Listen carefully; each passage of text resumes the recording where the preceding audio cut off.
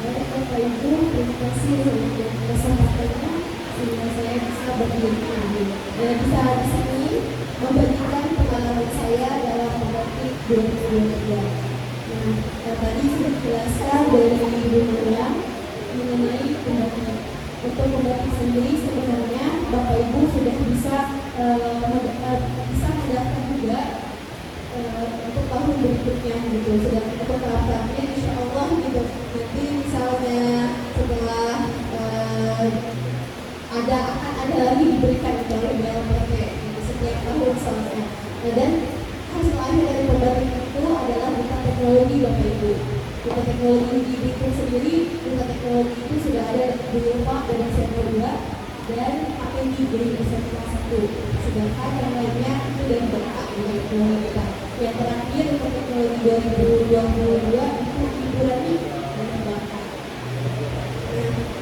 Kami di sini sudah masuk ke level 4, di mana hasil akhir dari level 4 itu adalah dipilihnya kembali 5 orang yang akan dicalonkan menjadi teknologi 2023.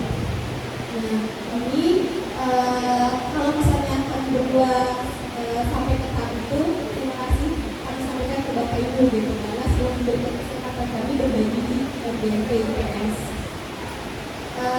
Untuk pembatik sendiri, pendaftarannya biasanya akan dikirim kali kepada kepala sekolah, biasanya melalui dinas resmi dari BMPT. Kami harapkan ada yang mengikuti setelah melihat pembelajaran ini kan ada ilmunya, ada yang tertarik untuk mengikuti pembelajaran karena lumayan banyak ilmu yang kami dapatkan. Misalnya pembelajaran yang menggunakan Instagram, yang menggunakan TikTok, semua dijelaskan waktu di pembatik kelas 1. Kemudian di pembatik level 2 kita diajarkan untuk membuat video pembelajaran. Tentunya bukan hanya melalui misalnya satu bentuk aplikasi, tapi berbagai macam aplikasi. Dan mungkin Bapak Ibu juga sekarang ada berbagai mengirim video pun lebih mudah di Canva gitu, tanpa menyediakan tanpa watermark Bapak Ibu. Jadi sekarang bisa mengirim video dengan lebih mudah mengeditnya di Canva dan aplikasi lain itu yang sudah dirasakan. Jadi saya sebenarnya ada di tahap 2. Nah, kemudian untuk tahap 3 itu sebenarnya bukan hanya MPI Bapak Ibu nggak menjajarkan, tapi juga diajarkan membuat podcast dengan menggunakan Audacity waktu itu. Selain itu juga masih video pembelajaran masih dibuat kembali dan yang terakhir itu ada game edukasi. Nah, kita juga diajarkan bagaimana menggunakan membuat game edukasi. Satu ada Bapak Ibu yang tertarik itu bagaimana cara membuat game edukasi, semuanya diajarkan kepada dia. Untuk pembelajaran level 4 ini kita diajarkan juga bagaimana membuat webinar. Jadi kita difasilitasi oleh BMPT untuk membuat webinar ini. Kemudian menjadi tugas akhir utama sebenarnya Bapak Ibu yang wajib kami ikuti. Mungkin ada Bapak Ibu yang sudah mendaftar juga di webinar. Nanti boleh langsung masuk ke KFM ya Bapak Ibu, masuk ke KFM komunitas, langsung ke webinarnya. Jadi nanti di sana akan ada langsung link bergabung ke Google Meet audienya. Nah, tidak menggunakan lagi, jadi terdaftar langsung ke KFM-nya.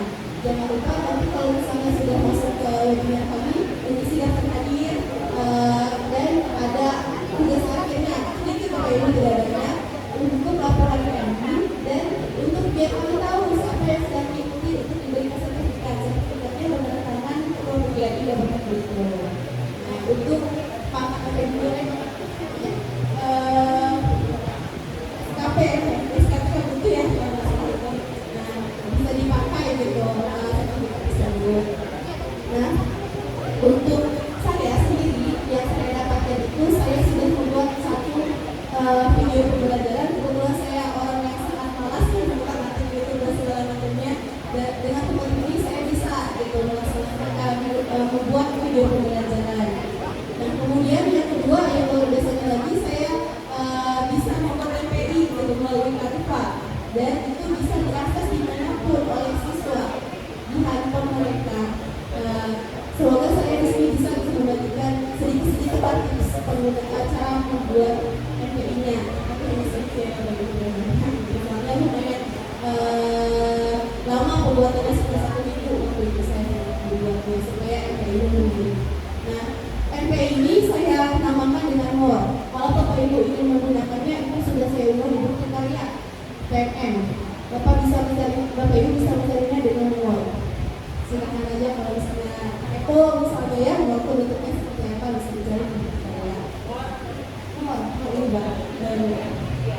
Oke. Nah, itu saya buat sekarang.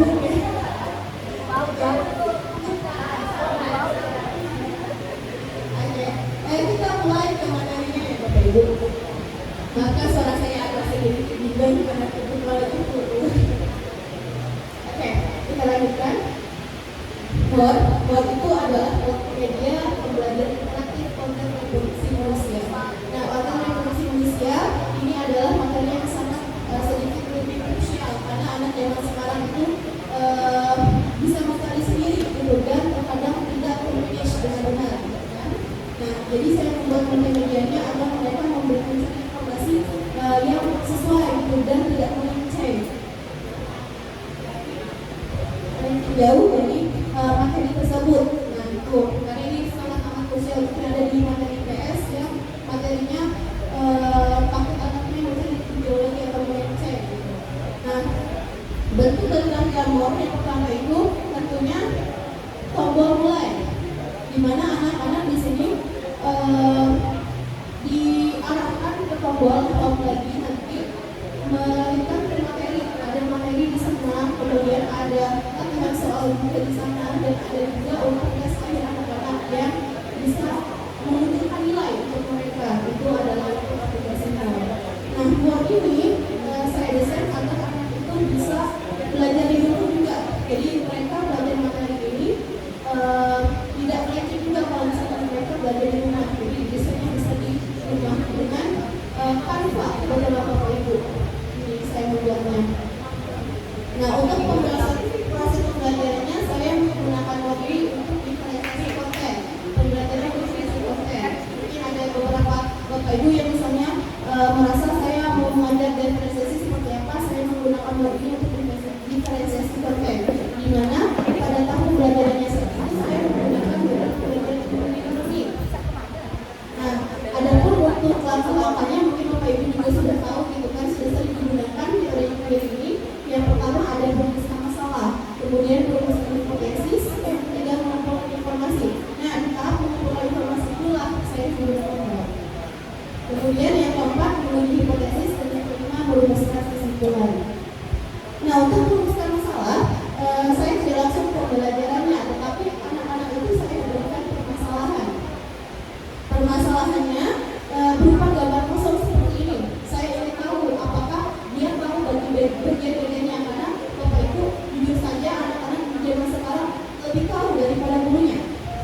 Ya kan? Lebih tahu dari gurunya.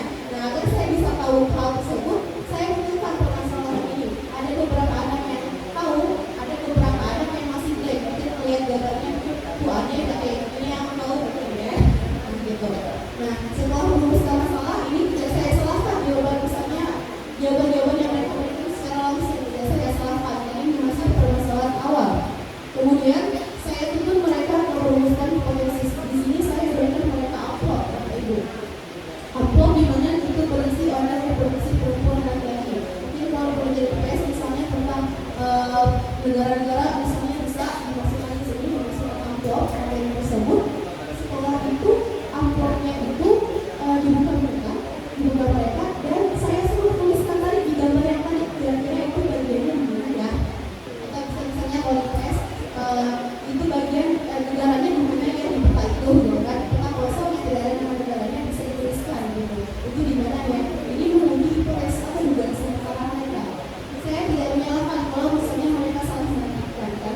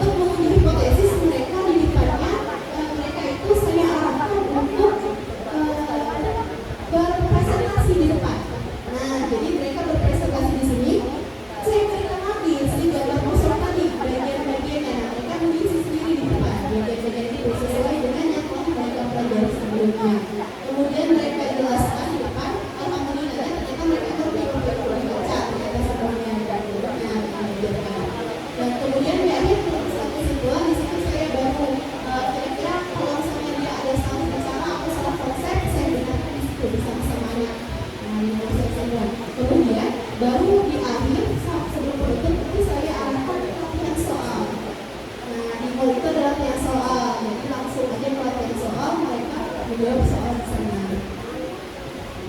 Nah ini contohnya, ini bagian sebelah sini, ini baru hipotesis, jadi ada yang salah, ada yang benar di sini. Kata dia ini dulu mana yang harus dibuka kemana-mana, tapi saya tidak menyalahkan karena itu masih menjadi sementara anak, gitu kan.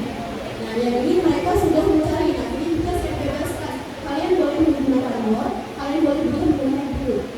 Jadi bebas sebenarnya di mana, asalkan jangan menggunakan internet di tempat yang lain, karena saya tidak tahu mereka membuka apa. Karena materi ini lumayan krusial. Mungkin kalau misalnya materi Bapak Ibu ada memasukkan kayak YouTube itu boleh, karena materinya tidak krusial. Sedangkan ini materinya lumayan krusial, jadi saya tidak tahu apa yang mereka cari di internet gitu. Jadi makanya saya memutuskan untuk mengajarkan ini. Gitu. Nah, yang ini mereka presentasi Bapak Ibu. Jadi di sini saya hanya menampilkan gambar saja saya. Nah, mereka yang menuliskan gambarnya, mereka yang presentasikannya di depan, kemudian mereka yang menjawab di depan. Gitu.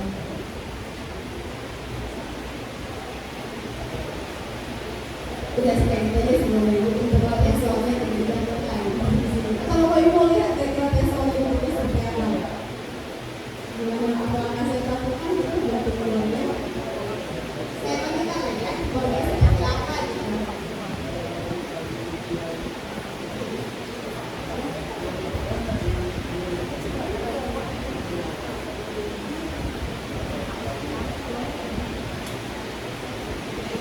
Saya langsung memberikan link ke mereka SID mau 2023 dan yang mudah gratis sebenarnya. Nah ini bentuknya, maaf ya, ibu kecil di sini karena ini khusus handphone. Jadi dia untuk anak-anak dia terbaca. Nanti di sini ini videonya, kebetulan di setiap multimedia itu harus ada pembantunya, makanya di sini ada video pembantu. Tinggal diklik aja di bagian start, nanti muncul alur utamanya seperti apa. Nah di sini ada pendahuluan, itu kira-kira intermezzo keduanya lah gitu pendahuluan itu. Materinya yang tadi saya tampilkan ada dua yang mereka Henry, kemudian ada latihan soalnya. Latihan soalnya seperti ini. Kebetulan karena terkadang itu anak-anak punya satu materi, jadi saya bikin dua kayak gini. Dia mau yang mana misalnya dia, gitu, yang mana yang mau dia tes pengetahuannya. Misalnya yang ini, tinggal dimasukkan kalau misalnya jawabannya benar atau salah itu ada titik seperti ini. Jadi kalau jawabannya benar, bisa langsung next ke soal yang kedua. Gitu. Kalau misalnya jawabannya itu salah misalnya ya, akan benar seperti ini. Misalnya jawabannya kalau misalnya jawabannya benar, misalnya coba yang benar misalnya.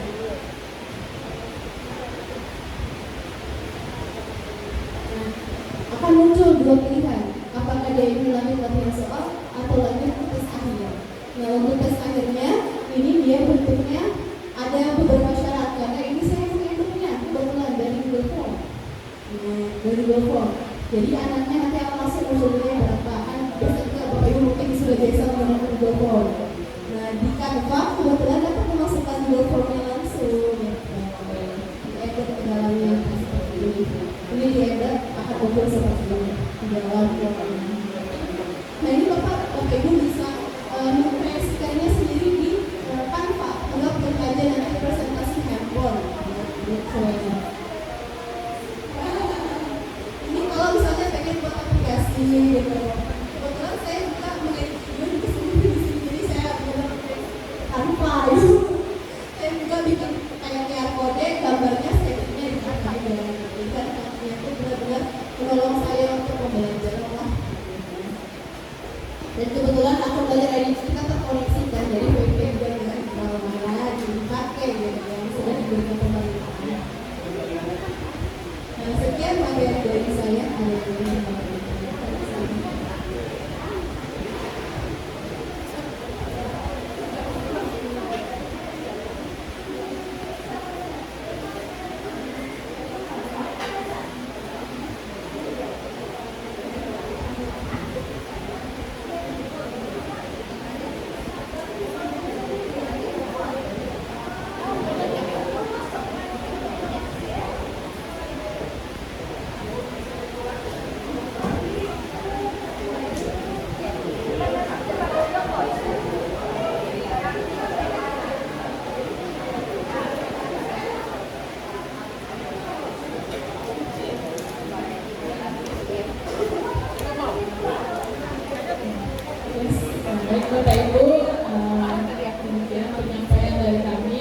ada yang ingin sharing, begitu saja.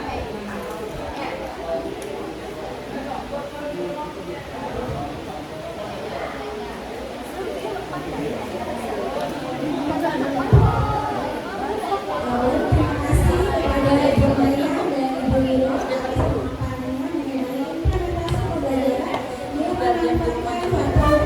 Kepada Bapak Ibu yang mungkin jadi penasaran, tertarik gitu ya dengan yang sudah mereka sampaikan, silakan mungkin ada yang ingin bertanya.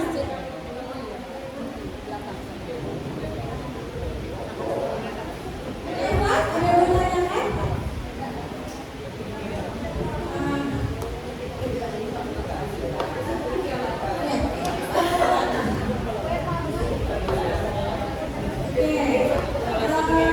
Ya, yang mereka paparkan sangat menarik bagi kami. Oke, ada yang ingin saya tanyakan kepada Ibu Nurul tentang aplikasi MOL ya. Nah itu aplikasi MOL itu emang Ibu Nurul yang bikin sebagai inovasi atau bagaimana? Langsung dari Canva itu misalnya membuatnya, tapi bisa nyambung misalnya dari Kickstar, masih nyambung ke materi mereka pilih itu bagaimana? Jadi menarik gitu. Untuk aplikasi MOL itu aplikasi yang saya buat sendiri di Canva. Aplikasi yang saya buat sendiri di Canva. Oh gitu. Nah itu yang bikin tertarik. Oh boleh Ibu kalau saya mudah saya kembali saya ajarkan. Nah itu dia. Sebenarnya mudah dasarnya Bapak Ibu membuat presentasi biasa dengan Hyperlink. Ya, membuat aplikasi biasa dengan Hyperlink. Nah itu nanti bisa nggak? Oh ya baik, berarti harus